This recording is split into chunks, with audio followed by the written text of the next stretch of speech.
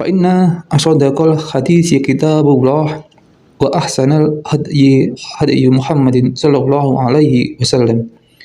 Wa syarrul umuri muhdatsatuha wa kullu muhdatsatin bid'ah wa kullu bid'atin dalalah wa kullu dalalatin finnar. Pemirsa Baitul Ilmi yang insyaallah senantiasa dalam rahmat Allah, setiap muslim dalam beribadah pasti berharap setiap ibadahnya itu diterima oleh Allah Subhanahu wa taala.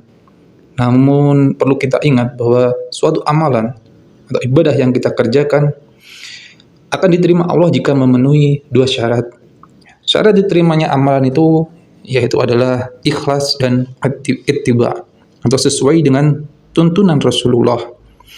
Artinya setiap ibadah yang tidak ada tuntunannya adalah tertolak. Perlu kita pahami bahwasanya turunnya Al-Quran adalah penyempurna dari semua kitab-kitab yang Allah turunkan sebelumnya.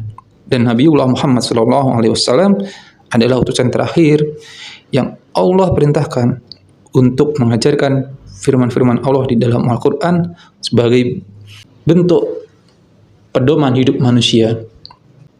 Dan apapun yang dicontohkan Rasulullah SAW itu adalah sudah pas.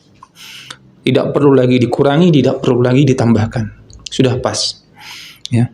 Ada sebuah kaidah fikih yang agung dalam agama ini, yaitu hukum asal dalam ibadah adalah terlarang. Maka suatu ibadah tidak disyariatkan kecuali ibadah yang disyariatkan oleh Allah dan Rasul-Nya. Kemudian juga firman Allah di dalam surat Al-Kafirun 1-6. Salah satu penjelasan Ibnu Katsir dalam kitabnya tentang surat ini adalah Nabiullah Muhammad SAW berlepas diri dari segala hal yang ada pada mereka dan apa yang mereka kerjakan. Karena sesungguhnya seorang hamba beribadah kepada sesuatu yang disembah dan seorang hamba pula menjalani sebuah ibadah menuju Allah. Rasulullah SAW dan para pengikut beliau menyembah Allah dengan sesuatu yang memang Allah syariatkan. Inilah makna kalimat Islam, yaitu tidak ada sesembahan yang berhak disembah dengan benar kecuali Allah. Dan bahwasanya Muhammad adalah utusan Allah. Nah, ini bermakna bahwa tiada sesembahan yang berhak diibadahi dengan benar kecuali Allah. Dan pula tiada jalan yang ditempuh menuju Allah kecuali dengan segala hal yang dibawakan oleh Rasulullah SAW. Orang musyrik menyembah selain Allah sebagai sebuah ibadah yang tidak Allah izinkan atau tidak Allah syariatkan.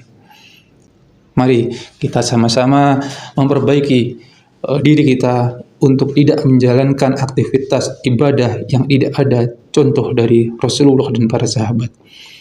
Dan kita harus lebih hati-hati menjalankan ibadah kita dan harus menggunakan dalil yang benar. Ya, berdasarkan apa yang telah dicontohkan oleh baginda Nabi besar Muhammad SAW. Kembali mungkin bisa ditekankan bahwasanya tinggalkan semua aktivitas bid'ah. Luruskan niat, perbaiki diri untuk jalan lurus di jalan Allah Subhanahu wa taala.